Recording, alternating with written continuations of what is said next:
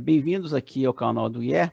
Hoje nós vamos fazer aqui uma discussão sobre a conjuntura econômica à luz dos dados recentes, inclusive do dado do PIB do primeiro trimestre. Temos a alegria aqui de ter como companheiros de bancada, uma bancada virtual, Esther Dweck, professora Esther Dweck. Temos também o professor Luiz Fernando de Paula. E nós vamos, nesse bate-papo nosso aqui, dividir uma certa... em parcelas, né, pedaços da economia. Eu vou tentar dar um primeiro abordagem geral, depois a professora Esther, a minha amiga Esther, vai entrar falando um pouco sobre política fiscal, e o Luiz Fernando vai tratar um pouquinho sobre política monetária, mas de uma forma relativamente, né, frouxa, num bate-papo aqui entre colegas, entre amigos. Bom, então, acho que antes da gente começar a olhar o dado em si, do primeiro trimestre, do PIB do primeiro trimestre, a gente tem que pensar um pouquinho, infelizmente, um pouquinho para trás, olhar o que tem sido o Brasil. O que tem sido o Brasil, até fazendo propaganda aqui, vai sair um texto meu no Jornal dos Economistas, e eu falei que o animal brasileiro que era o canarinho, né, negócio da seleção, tinha que virar o caranguejo, porque a gente anda de lado já há algum tempo, infelizmente. Nós não estamos voando coisa nenhuma, não é nem voo de galinha. Se fosse galinha, já seria melhor que o caranguejo, pelo menos dar uns pulinhos. É pior do que isso. A gente está numa recuperação, é a pior recuperação econômica da história do Brasil. Ela é pior do que recuperações da crise de 30, da crise de 79, que foram crises externas gravíssimas, ou mesmo da crise de 90, que foi uma crise meio que auto-infligida com pano-cola, mas nós estamos longe de encontrar um padrão de recuperação como dessas crises. A crise de 2015, crise de 2016, foi seguida de uma recuperação de baixíssima velocidade. Para vocês terem ideia, a gente só volta aos níveis de produto pré essa crise, seja de 2014, com boa vontade em 13 anos, e se os dados repetirem o passado, e esse é o argumento que a gente vai tentar fazer aqui, 18 anos. Tá, então, 18 anos para voltar até 2014 é muito ruim, é um desempenho muito ruim. Por que a gente está falando isso? Por que eu estou falando isso? Porque no cenário econômico, a gente não vê nada de novo, não tem nenhuma proposta. Nós tivemos uma crise em 2015, 2016, políticas econômicas bem equivocadas que foram usadas, e dali para frente a gente tem reformas de liberalização, a gente tem redução do gasto público, redução do tamanho do gasto público, e é isso. E até uma tentativa de redução de taxa de juros, cujos resultados são muito pouco promissores, como se vê, que a gente vai depois talvez comentar um pouquinho também, não vão dar esse gás para a economia. Então, basicamente, a gente está nisso, está camelando, assim, está andando de lado há muito tempo, já 7 anos vai fazer agora, e nós vamos para voltar ao que era a renda per capita, né, para a gente ter a mesma riqueza, o mesmo nível de produto por pessoa, mais 13 ou 20 anos, é quase uma geração perdida. Então, dentro desse quadro muito pouco alvissareiro, para usar uma palavra antiga, a gente vai comentar um pouquinho também esse PIB que foi, de alguma forma, surpreendente. Tem duas coisas que acho que são importantes.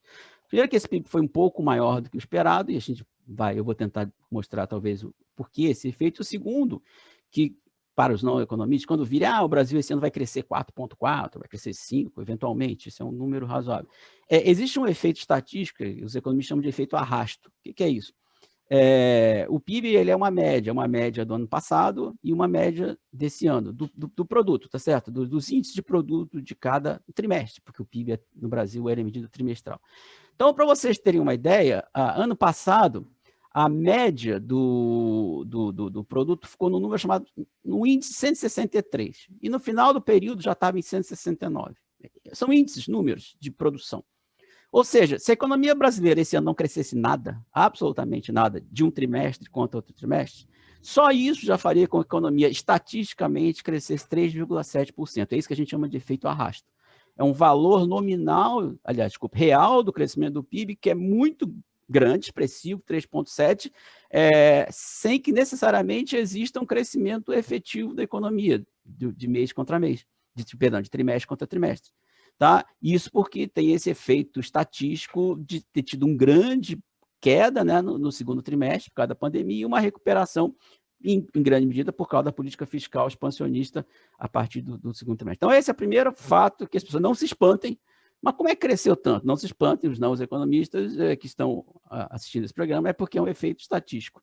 Tá? O segundo ponto é que, realmente, com esse crescimento de 1,2% no trimestre, aí foi no primeiro trimestre, a gente chega quase a 5%. Não quer dizer que a gente vai crescer 5%, porque acho que as tendências daqui para frente são bem menos favoráveis. Agora, esse crescimento de 1,2%, por sua vez, ele tem certas peculiaridades. A primeira peculiaridade é a seguinte: ele tem um efeito que é melhor a gente não discutir aqui, um pouco mais complicado, de dessazonalização, certo? Esse PIB que é fornecido pelo IBGE, ele tem uns coeficientes de dessazonalização, porque cada trimestre tem peculiaridades, Natal, Páscoa, férias, etc, etc.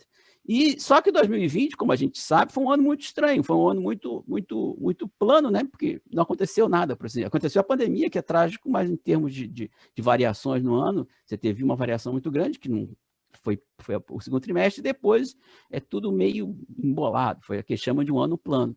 Então, quando você usa esses preços do ano passado e esse peso desse ano que está um pouco superdimensionado, principalmente quem quiser ler sobre isso, faço uma propaganda, mas está nos blogs do IBRE, da FGV, está superdimensionado por esse aspecto. Um outro aspecto que aparentemente está superdimensionado que há um crescimento enorme do investimento, da formação bruta de capital fixo nesse primeiro trimestre. E é muito estranho você crescer tanto assim o investimento numa economia cujo crescimento é medíocre. A primeira explicação para isso é que o componente da variação de estoque foi muito grande. De novo, uma aberração por causa da pandemia. Não houve queda de estoque durante o ano inteiro, ano passado, por várias razões, e no primeiro trimestre houve um aumento muito grande de estoques, o que dá um impulso muito grande à formação bruta de capital fixo. Tá? Há outros fatores interessantes também, como o setor rural, que aparentemente, a gente, quando olha a produção de máquinas e equipamentos rurais, teve uma expansão muito grande, é um tema que a gente pode tratar. Mas por que as pessoas não sentem esse resultado no PIB na sua vida? Porque o consumo não cresceu, o consumo caiu. Tá? E é óbvio que o consumo tinha que cair. O consumo caiu porque a folha salarial caiu, porque o desemprego continua enorme, o desemprego está em 14,7%, gigante.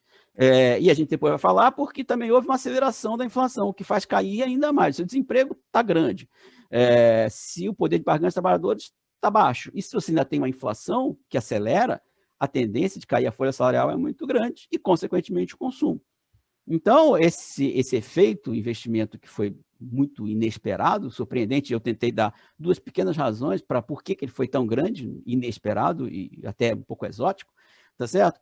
Esse efeito provavelmente não ocorre porque ninguém vai ficar investindo numa economia cujo consumo não cresce e cujo gasto do governo não cresce, e que o único componente que, de fato, pode apresentar um crescimento durante o ano são as exportações. Mas aí é a famosa faca de dois gumes, tá certo? Por um lado, as exportações podem puxar a economia por causa de um eventual ciclo de commodities, a gente pode falar um pouco mais sobre isso na segunda rodada. Por outro lado, o ciclo de commodities tem impacto negativo sobre a inflação, que, por sua vez, piora o consumo. Então, é um tipo de cobertor curto, tá? Mas que, de fato, as exportações cresceram bastante, cresceram de novo em abril, que já é o segundo trimestre, podem ter um impacto importante por causa desse ciclo de commodities, subida dos preços de commodities, tá? Aumentando o valor das exportações, mas vai ter talvez esse efeito negativo pelo lado da inflação. Então, o quadro que a gente tem a gente não está fazendo nada diferente do que nos trouxe a essa situação lamentável de estagnação de 20 anos para voltar ao que era em 2014. Tá? A política não mudou uma linha, uma vírgula, tá certo? Por outro lado, o resultado do primeiro trimestre, ele aparentemente é um pouco inflado por causa desses dados peculiares, tanto pela dessazonalização como por estoques, tá certo? Que tiveram uma importância grande no investimento. O consumo não cresceu, o gasto do governo não cresceu e a única notícia boa são as exportações por causa de um eventual ciclo de commodities, mas mesmo assim ela tem dois lados. Tem o lado do aumento das exportações e o lado do impacto na inflação. Então, eu vou passar a bola aqui para a minha amiga Esther e ela vai falar talvez um pouco sobre a política fiscal e outras coisas que lhe vierem à cabeça. Perfeito. Obrigada, professor Pinkster. Acho que você fez um excelente resumo, né, do resultado do primeiro trimestre, que O governo se animou, né, chegou até a ter um pronunciamento do presidente por conta desse resultado, para dizer que a economia agora estava nos eixos, né, ia crescer. E acho que já foi bem explicado aqui as razões de que não é um resultado para se comemorar assim tanto, né? E aí, até, justamente, eu acho que quando você falou, né, quais seriam os possíveis canais para uma retomada do crescimento? As exportações, que, como você falou, até cresceram por conta do efeito de um ciclo de commodities, mas que são pouquíssimos geradores, além do efeito inflacionário, elas não geram emprego praticamente nenhum, né? Então, é um crescimento que é o famoso jobless growth, né? É um crescimento que não gera emprego, mesmo que aconteça, né? Fora o efeito negativo sobre o preço de commodities, sobre a inflação. Mas aí o outro elemento que seria relevante seria o governo, né? O governo atuar de uma forma mais, que é justamente o elemento que tem faltado nessa recuperação da crise, e que a gente já falou aqui em outros episódios, né? Que no mundo já se chegou a um consenso que desde a crise de 2008, a lentidão na recuperação econômica dos países centrais por conta da crise de 2008 foi devida a uma política fiscal muito errática, né? E, na verdade, a uma volta da austeridade muito forte, né? E justamente nesse período atual, com a pandemia de Covid, um pouco pela lição da crise de 2008 e também pelo caráter até mais atípico dessa crise, os países centrais, ao contrário, estão mantendo seus estímulos fiscais, né? O que também acaba sendo um possível estímulo às exportações brasileiras, mas sem esse poder de fazer uma retomada consistente do crescimento. Só que no Brasil, não, né? E aí, isso a gente também já falou aqui em outros episódios, acho que até nós três também já conversamos sobre isso. A gente falava justamente que o governo brasileiro, desde o ano passado, na verdade, desde abril do ano passado, no início da pandemia, já prometia uma volta da austeridade para 2021, né? E continuando isso nos anos seguintes. E, de fato, o que está acontecendo é uma austeridade seletiva, como sempre, né? E a gente sabe disso, assim.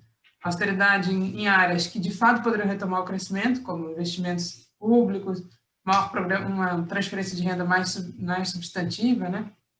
E, por outro lado, o governo esse ano, mesmo não prevendo nada no orçamento para a pandemia, foi obrigado a colocar algum orçamento para a pandemia, muito inferior ao ano passado, né? O ano passado, a gente também já falou bastante sobre isso aqui, o estímulo fiscal do ano passado foi muito relevante, evitou uma queda do PIB maior, inclusive deu algum fôlego para esse ano, um pouco esse efeito estatístico que o Pincos comentou, do final do ano que a economia recupera e acaba jogando para frente, né, essa possibilidade de um arrasto econômico positivo, né? Mas isso acabou no início do ano, ficou 3 meses, 4 meses quase, praticamente só em abril que o governo volta a fazer um estímulo, abril de 2021 o governo volta a fazer um estímulo fiscal, mas muito aquém do que seria necessário, né? Então, em primeiro lugar, foi todo o esforço que o governo fez para aprovar um novo auxílio emergencial, mas junto com uma nova alteração da Constituição, em que coloca uma regra fiscal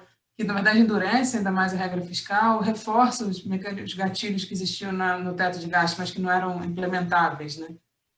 Para poder aprovar um auxílio de um valor que é quase 1/10 do valor do ano passado, uns 15% do valor do ano passado.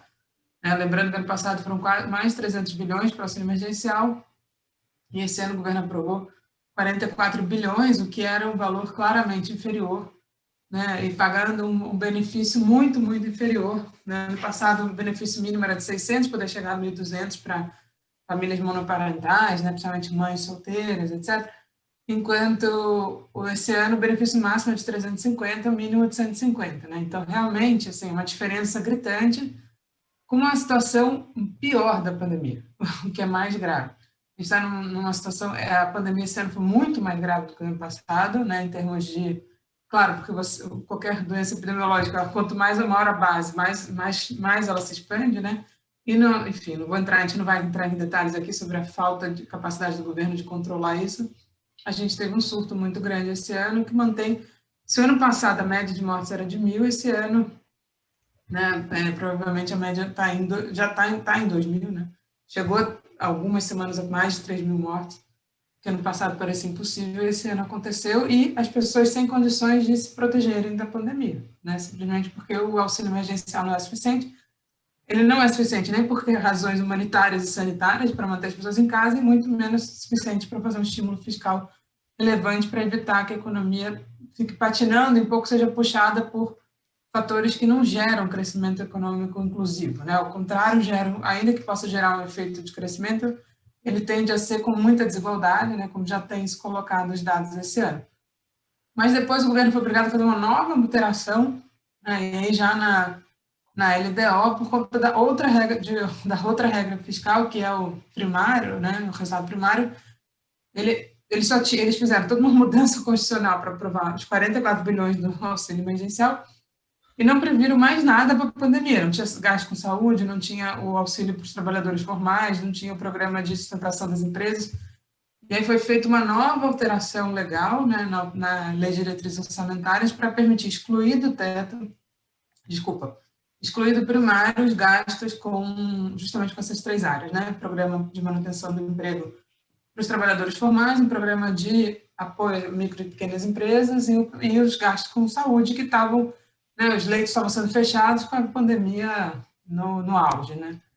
E aí isso foi feito também num valor muito aquém do ano passado, né, muito inferior ao que foi aprovado no ano passado, o que de alguma forma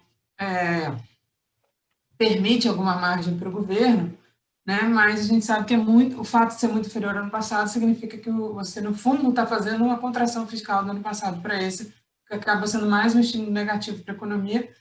E a sinalização para frente, né, na linha que a gente estava falando de quanto tempo a gente vai demorar a retomar o nível do PIB de 2014, né? A sinalização para frente é mais grave ainda, porque o governo enviou projeto de lei de diretrizes orçamentárias para o ano que vem, né, 2022, ele faz previsão para os próximos anos e a proposta é a retomada da austeridade, retomada do teto de gastos, com todas as dificuldades que se tem, e que provavelmente, né, para terminar aqui, e até levantar um pouco um ponto aí para o Luiz Fernando também, se ele quiser comentar, porque ele discute bastante a questão política, né? Existe uma dúvida política, porque, como eu estava falando, tem uma seletividade na austeridade, que, por um lado, você conseguiu tirar parte dos gastos da pandemia desse ano, mas, na minha opinião, continua austero, porque é muito inferior ao que seria necessário, mas, por outro lado, você tem toda uma discussão da base parlamentar que está sendo aí, que é bastante, né, é um ponto muito importante, dado a CPI da Covid, dado que ano que vem é um ano eleitoral, como é que o governo vai lidar com isso?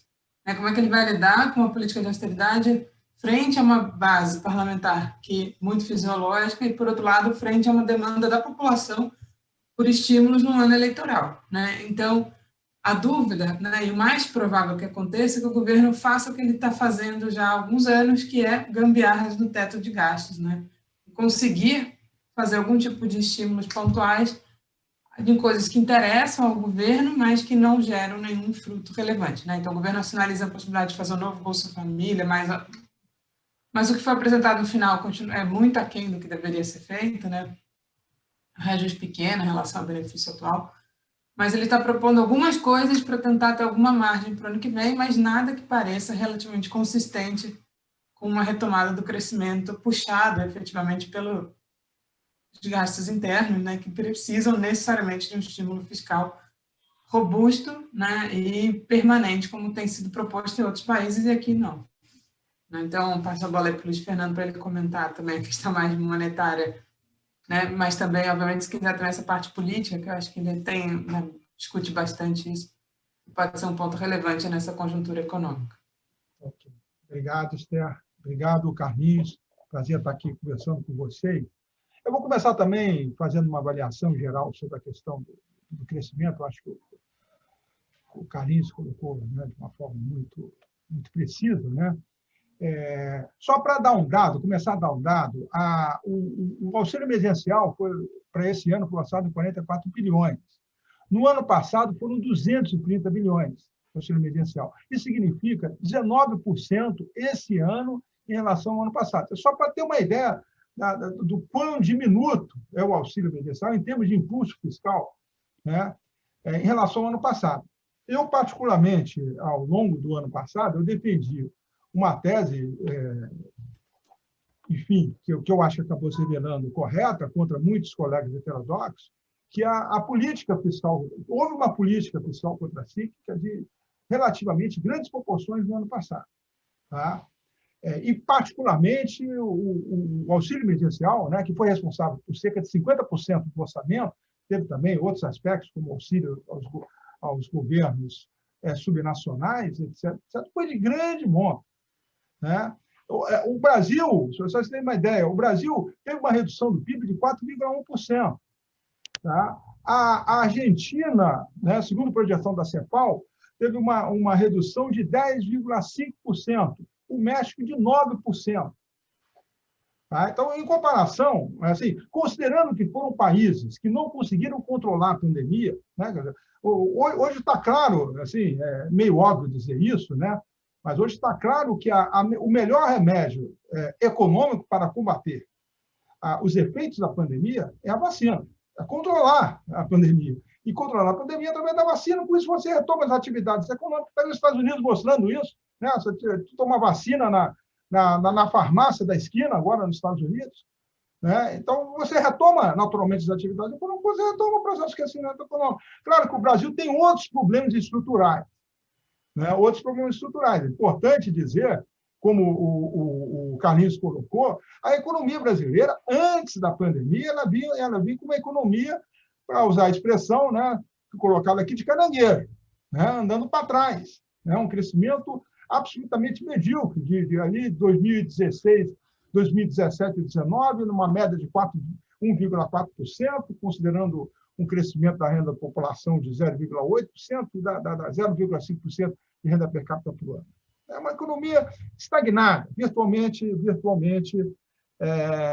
estagnada. Né? Eu acho que o grande problema, né, e assim, claro que é importante frisar que eu acho que ainda está para ser avaliado devidamente a economia política das políticas econômicas adotadas durante o Covid-19. Né? Porque o governo, naturalmente, ele veio com aquela história de que a melhor início, né, a melhor forma de enfrentar a crise são as reformas liberais. Né? Aquela história, né, parece tinha um sujeito lá no Largo da Carioca que tinha um remédio que dizia que curava tudo. Né? Então, você tem um remédio que cura tudo. Para todas as situações, as reformas liberais resolvem tudo. Né? Remédio para todos os problemas. Depois, a crise veio, o governo teve que se tornar reativo. Primeiro, fez uma série de medidas sem impactos fiscais, como adiamento de pagamento de impostos, mas era claramente suficiente. O Congresso protagonizou e colocou a questão do auxílio emergencial na mesa. Né? E o governo foi obrigado a engolir. Né? O governo foi obrigado a engolir. Importante dizer que o Bolsonaro chegou a emitir uma MP no domingo de noite, lá no começo de maio, em que ele permitia adiar a jornada de trabalho sem qualquer compensação pecuniária. Tá? Sem qualquer... Depois, ele, no dia seguinte, via a reação, Então, a economia política foi muito complicada desse processo. Né? Então, o governo acabou sendo obrigado a tomar determinadas atitudes que foram, né, acabaram, de alguma forma, né, com o adiamento dos auxílios emergenciais, né, com a falta de controle da pandemia, isso obrigou sucessivamente a ter que adiar os auxílios emergenciais.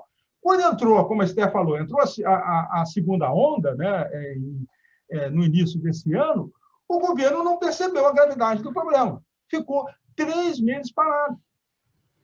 Literalmente, sem auxílio emergencial. Os programas de auxílio de crédito, outra questão que também depois a gente pode discutir, né? O crédito o governo começou com o programa no ano passado do PES, que é o Programa de Pagamento de Salário diretamente vinculado. Ele foi claramente suficiente, porque os bancos tinham que entrar com 15% dos recursos, eles não queriam, a aversão ao risco era enorme, não queriam emprestar nada, o PES não andou. Né? Aí o governo acabou adotando uma política que foi a utilização dos fundos garantidores de crédito, no qual o banco emprestava, e se houvesse inadimplência, o fundo garantidor cobria. Aí o crédito deslanchou particularmente para onde? Onde é que houve racionamento de crédito? Pequenas e médias empresas. Né? Então, os dados mostram que a partir de agosto a coisa do crédito foi. Né? Demorou um pouquinho, mas foi. Né? Quando entra o ano de 2020, o governo achou que estava tudo controlado. Né? Não estava. Né? Aí veio o Brasil, claramente, os dados da OCDE mostraram que a recuperação econômica brasileira claramente estava pior do que a média, aí veio esse boom de commodities, né? Veio o boom de commodities. E aí, de certa forma, surpreendeu, né, com esse crescimento no trimestre, né, positivamente, né, mas que, conforme o Carlinhos já colocou aqui, tem a questão do efeito estatístico, né, tem efetivamente um efeito de boom de commodities. É importante que se diga também um aspecto, que o setor de commodities é um setor pouco intensivo em trabalho, né? Um setor altamente concentrador de renda, tá? E um setor, para usar o termo do Richman, com baixíssimo efeito de encadeamento sobre a economia. Ele puxa pouco os outros setores. Então, ele dissemina pouco esse crescimento para puxar os outros setores, né? E aonde está o problema? O problema está aonde? Está no consumo das famílias. O consumo das famílias está muito baixo, o desemprego está altíssimo, né? O desemprego está 14,7%, na melhor das hipóteses, fecha estamos projetando para 14,3% no final do ano, altíssimo. A renda caindo, né? O nível de endividamento das famílias cresceu uma barbaridade. Ele cresceu de março de 2020 de 49,4% para 58% em março de 2021. As famílias estão estranguladas, estão no crédito rotativo. Então, aí, quer dizer, não dá para se esperar muito, né, de um crescimento mais robusto, né, nessas condições. E o próprio boom de commodities, possivelmente, as projeções que estão se fazendo, que ele vai se diluir no ano que vem. Não vai ter esse efeito que houve em 2003. Né? Então, assim, como uma primeira avaliação, acho que eu sempre digo o seguinte, só para terminar. O problema do Brasil é que o governo está com um conjunto de políticas para suposta pós-pandemia, que na realidade não é pós-pandemia, é uma pandemia que continua aí, que é a política do retorno ao velho normal. O velho normal é qual? As políticas que estavam sendo implementadas, políticas ortodoxas, claramente ortodoxas, que foram suspensas em 2021, tanto a política monetária quanto a política fiscal, foram suspensas em 2020, desculpa, estão voltando com força a política monetária, a política fiscal, voltando com força nesse ano, sem que tenha efetivamente uma estratégia de crescimento sustentado para a economia brasileira. Eu ficaria por aqui, a gente pode mais uma nova rodada aí para discutir mais questões. Bom, obrigado, Luiz Fernando, pelos comentários. E só uma coisa aqui, o pessoal fica, às vezes, falando, vocês são implicantes, não sei o quê, ficam falando. Só queria dar um dado, porque uma coisa é você ser ruim em relação a você mesmo. Tá? O Brasil, como eu falei, essa política que o Luiz Fernando falou, medíocre, desde 2017, depois da crise de 2015, 2016, ela é ruim em relação ao passado do Brasil. Ela é a pior recuperação da história do Brasil de uma crise econômica. Mas ela é péssima em relação ao mundo, gente. Só para dar uma coisa, entre 2014 e 2019, entre 194 países que tem o dado do Fundo Monetário Internacional, o Brasil teve a honrosa colocação de 181.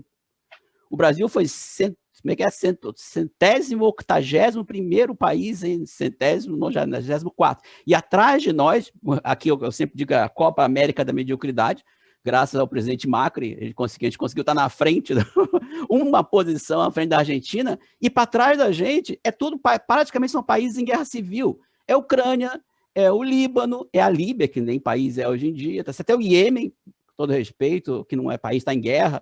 O Sudão é a própria Venezuela, que está em guerra civil, ou seja, nós estamos na frente, entre 2014 e 2019, nós ficamos na frente de países em guerra civil, e a Argentina, coitada da Argentina, tá certo? Aí ninguém tem culpa de eleger o Macri. Então, não é a gente em relação a nós mesmos, nós não estamos medíocres em relação à nossa história, nós estamos medíocres em relação ao mundo, muito medíocres, 181 e 194.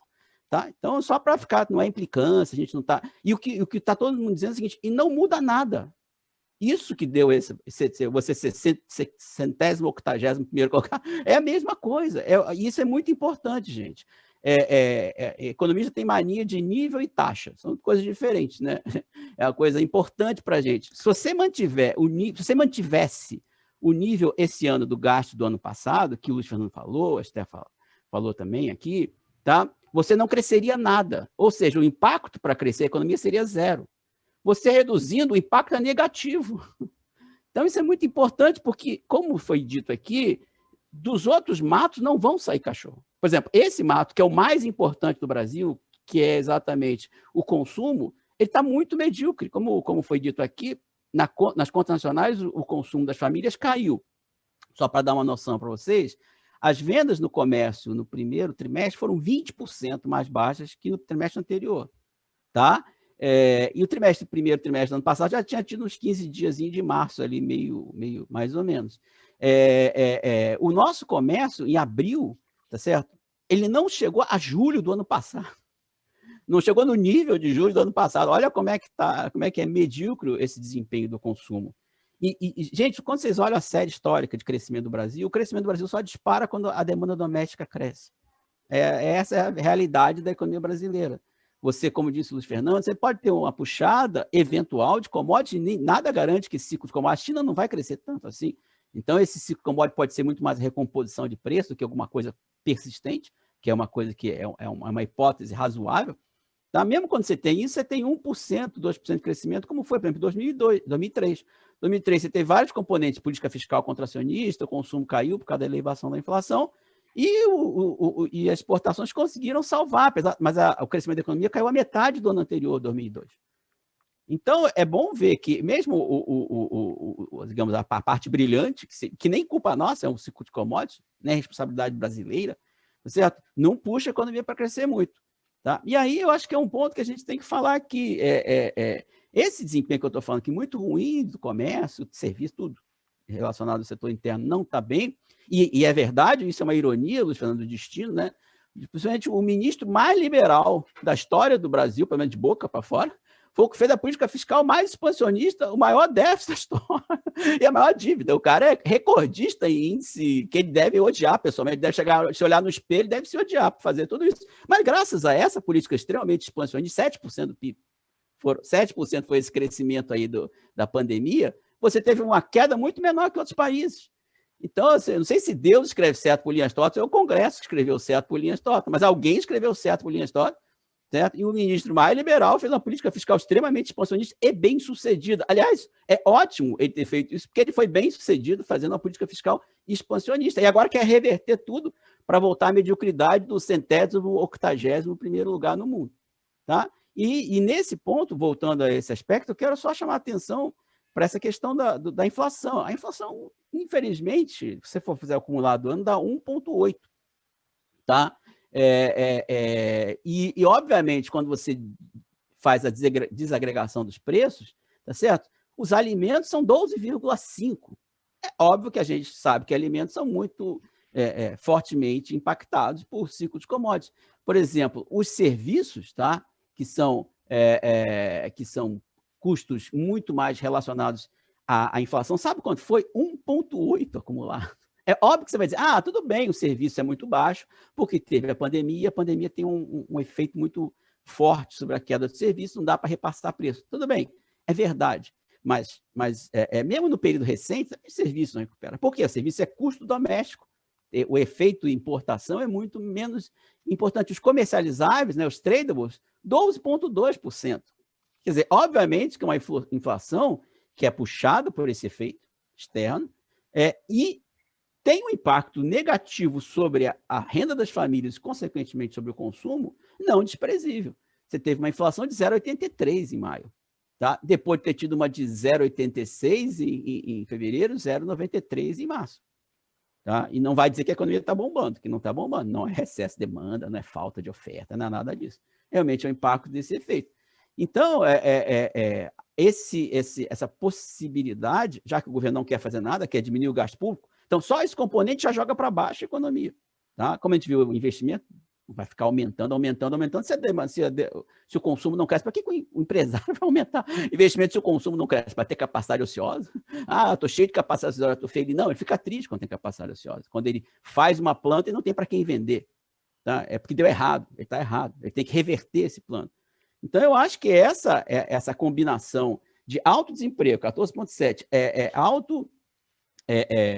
alta inflação, e para piorar, o famoso São Pedro também não ajudou, nós vamos ter elevação séria do preço da energia elétrica, vai dar um segundo choque de custo aí nessa inflação que já está alta. Na inflação de alimentos, que foi 12,6, vai piorar, porque vai aumentar a conta de luz das pessoas, certo?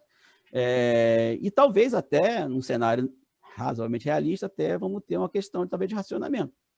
Então, o passado não tem nada. Repetir o passado é péssimo. Nós vamos repetir o passado com coisas piores, como a inflação que acelera com um choque de energia elétrica e um eventual racionamento. E só quero dizer o seguinte, esse governo essa política é tão maluca que ela é um tiro no pé. O maior componente de expansão do crédito é o crédito consignado. Vocês sabem quantos por cento do crédito consignado é do setor?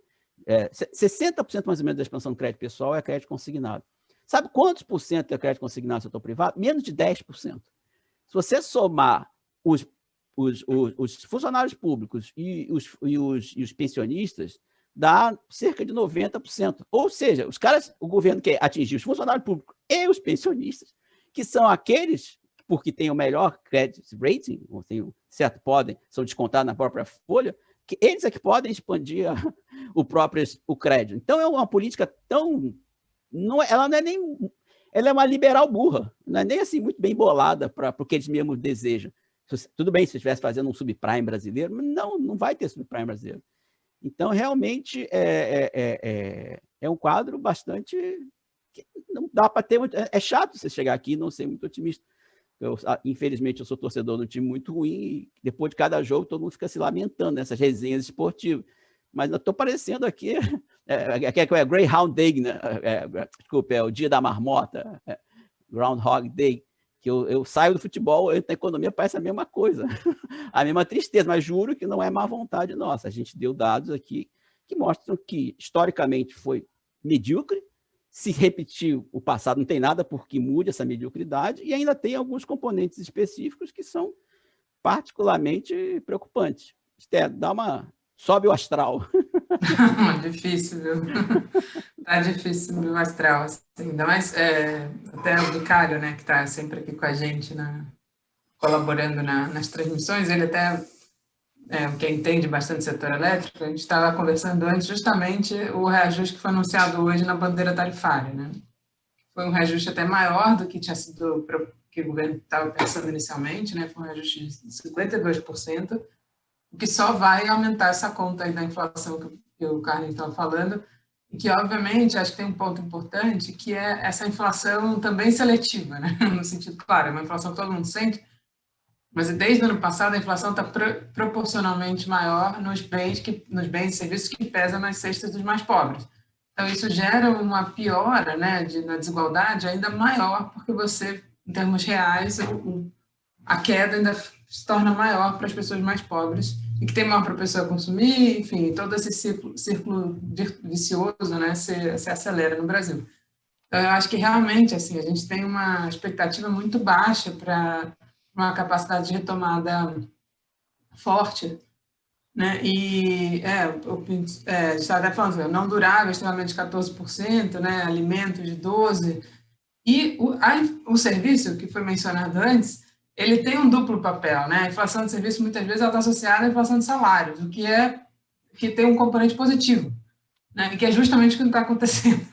Você não está tendo reajustes salariais, na verdade, o Diese até apresentou recentemente aquele dado que ele mostra da proporção dos reajustes de carreiras, de setores, né, que têm capacidade de negociação, etc., mais 50% foi abaixo da inflação, então você está tendo uma inflação crescente com salários que não acompanham, por isso, como efeito custo, né, acaba reduzindo o custo de serviços, que é justamente isso, que não é só que ele tem pouco componente de insumo importado, mas como ele é muito intensivo em trabalho, se você está numa situação de altíssimo desemprego baixíssimo poder de barganha dos trabalhadores, você consegue não dar aumento salarial, né, combinado à inflação, isso acaba puxando para baixo os preços desse setor, relativamente aos demais, né? Então, você tem um efeito aí, um componente que é muito perverso na inflação, que é uma inflação muito forte para os mais pobres, sem reajuste salarial, que só corrobora essa tese de que o consumo tende a ficar bastante deprimido, né?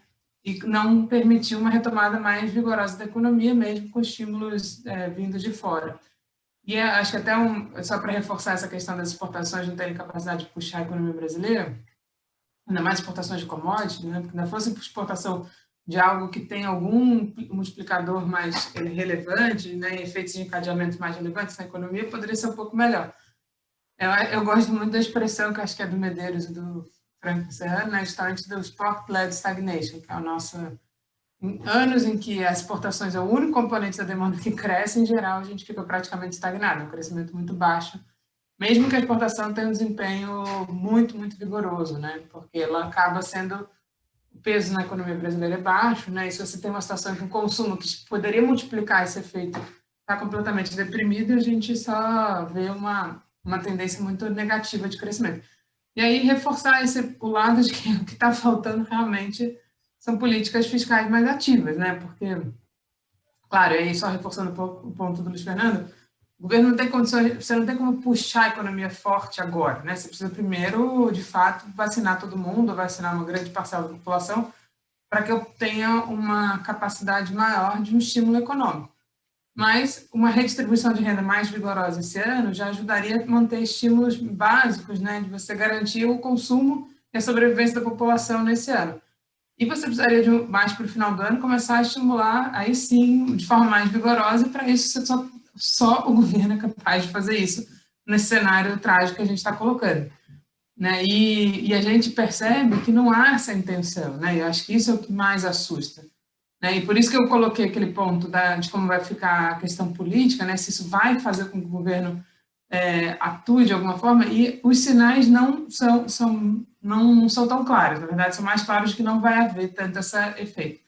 Acho que primeiro, assim, importante é o que o governo está apostando no Congresso, né? Então, o governo está apostando em duas coisas nesse momento.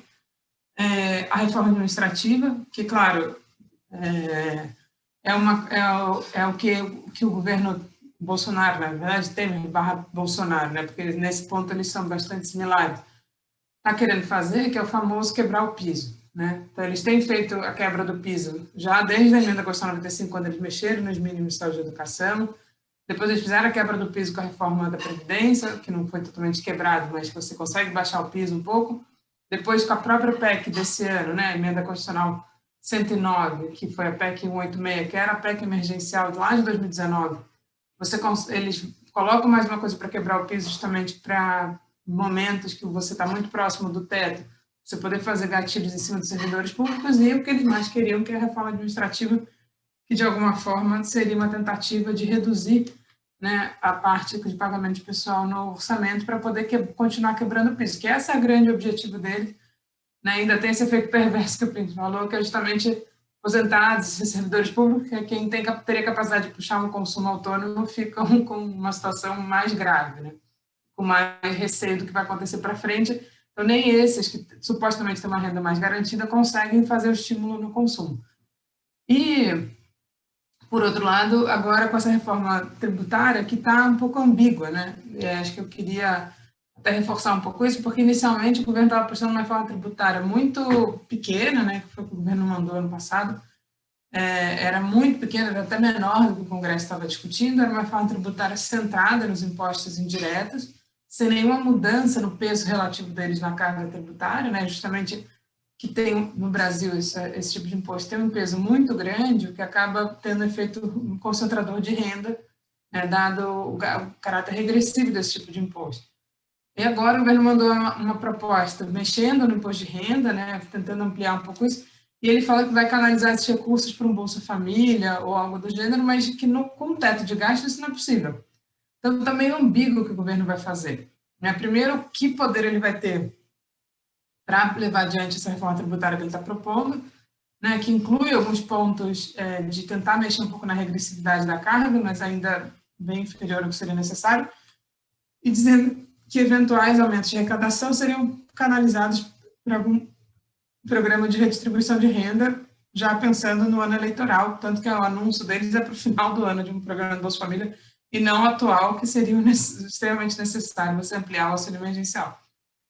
E aí eu acho que fica essa dúvida, porque com o teto de gasto é impossível, né? Você pode aumentar a arrecadação quando você quiser, e você não pode gastar mais. A gente já está no limite do teto esse ano, já vem vindo no limite do teto ano após ano, né? 7 anos em que você teve um corte maior por conta da outra regra, né? E nenhuma preocupação em minimamente tornar essas regras viáveis para permitir governar de forma mais vigorosa e estimule, de fato, o crescimento econômico, né? Então, eu, assim, infelizmente, não tenho um cenário positivo em vista, não, viu, Karine? Acho que, infelizmente, o cenário é realmente bastante nebuloso e, algumas sinalizações que tem, elas são ambíguas e não são claras e tendem a ser. E aí, acho que só para reforçar, né, que você falou, o ano passado só teve essa política rigorosa, não foi por causa do governo. Né? Só que você perguntou se foi um Congresso, foi o governo, claramente foi a revelia do governo, né? O que ele pôde fazer para tentar evitar, ele fez, postergou o pagamento, enrolou, né? E foi só por conta de pressão da sociedade civil e do Congresso que foi possível, numa conjuntura que você tinha o Rodrigo Maia, que estava ali meio na dúvida se ele era a favor ou contra o governo. Esse ano, com a votação do Lira, o governo, na verdade, e o Congresso se uniram, de certa forma, o que dificultou muito a aprovação de medidas mais robustas esse ano para enfrentamento da crise, né? Então, acho que isso é um sinalizador que também é ambíguo para o ano que vem, dado que é um ano eleitoral e tudo pode acontecer. Vou passar aí para o Luiz Fernando a bola aí para a última rodada. Bem, a Esté me provocou, né, da outra vez, positivamente, sobre a questão política, eu acabei não comentando, eu vou comentar agora. E antes, fazer só uma pequena observação, Carlinhos. Os dados de crédito, né, quando você olha, você tem que fazer uma distinção entre volume de crédito e concessão de crédito. Né? O volume é o estoque, o outro é fluxo. Né? E quando você olha a concessão, o crédito para a pessoa física que mais está crescendo é o crédito rotativo. Tá? O que mostra que as pessoas estão ali com queda de renda, né, com desemprego, né, com dificuldade de pagar as suas contas, e estão entrando no rotativo, né, onde normalmente tem uma taxa de juros mais alta, né, do que as outras modalidades. Né? Então, uma forma de compensação. Isso é um dos fatores que tem levado ao aumento do endividamento das famílias. Fernando, só para dizer, o dado que eu dei, inclusive, é bom para esclarecer, eu dei sobre o não rotativo, tá? A importância do consignado sobre o não rotativo. Tá, entendi.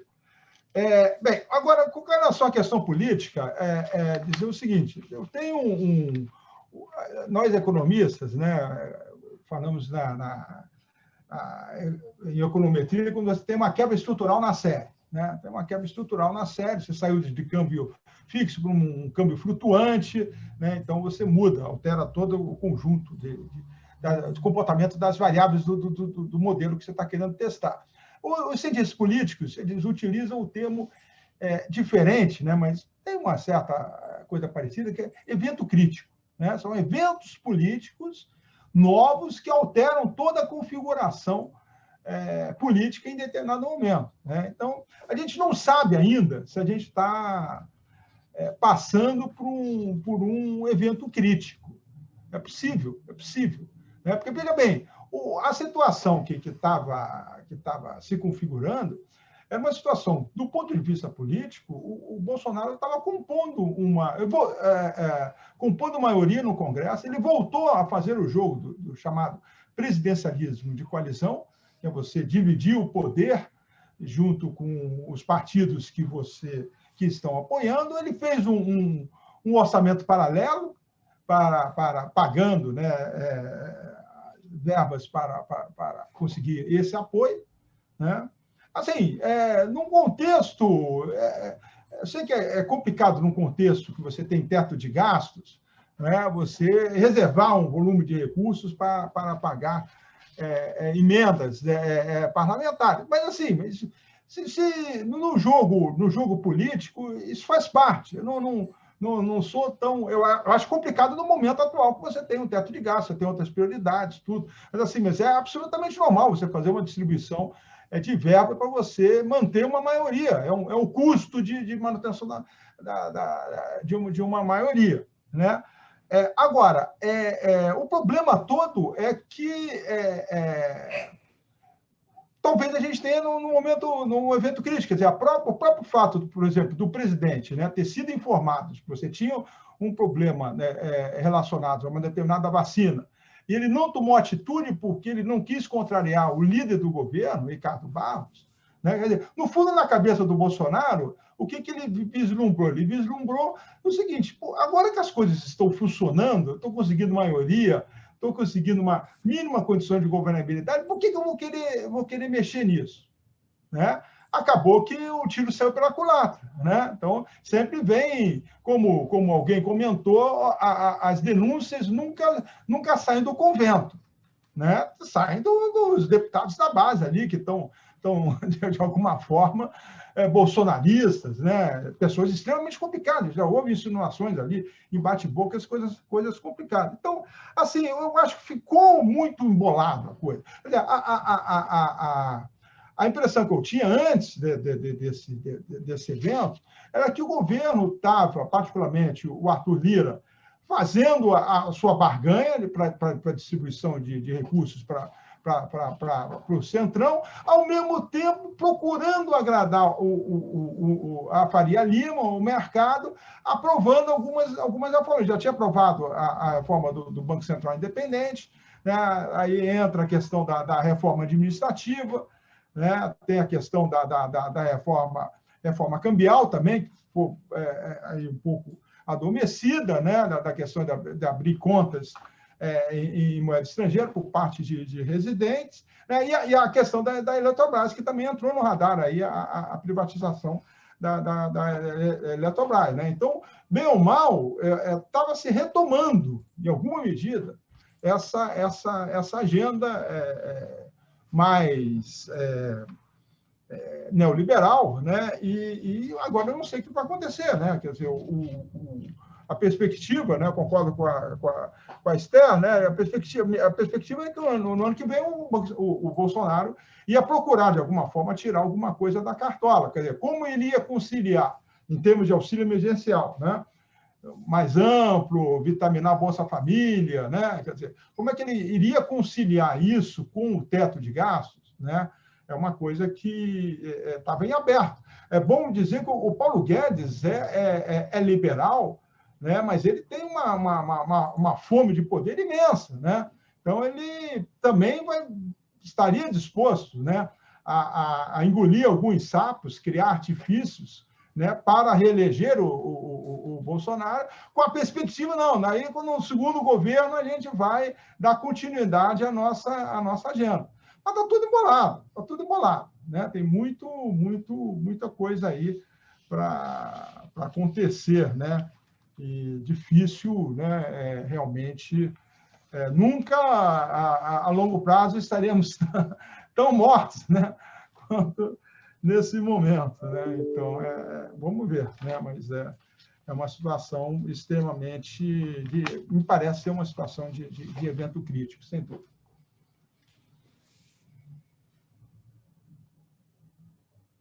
Carlinhos, você está sem som. Eu quero agradecer aqui obrigado, José. Quero agradecer aqui o Luiz Fernando, a Esther. Infelizmente, como a gente viu aqui desde 2015, que é difícil fazer uma live sobre economia otimista, né? Quando você é 151º em 194, é dureza. Mas, bom, pelo menos ano passado a gente foi dos bons países em termos de relação à pandemia. A gente cresceu mais que a maioria dos países porque fez uma política fiscal expansionista, que seja um sinal, gente. Olha, a gente fez uma política fiscal expansionista e foi o melhor entre os melhores do mundo, ou menos piores. Então, a gente fez uma política fiscal maluca, que é o teto do gasto, e foi os piores dos piores. Deve ter alguma coisa por aí, né? Dá uma famosa, como é que é aqueles negócios que se fala no Facebook, né?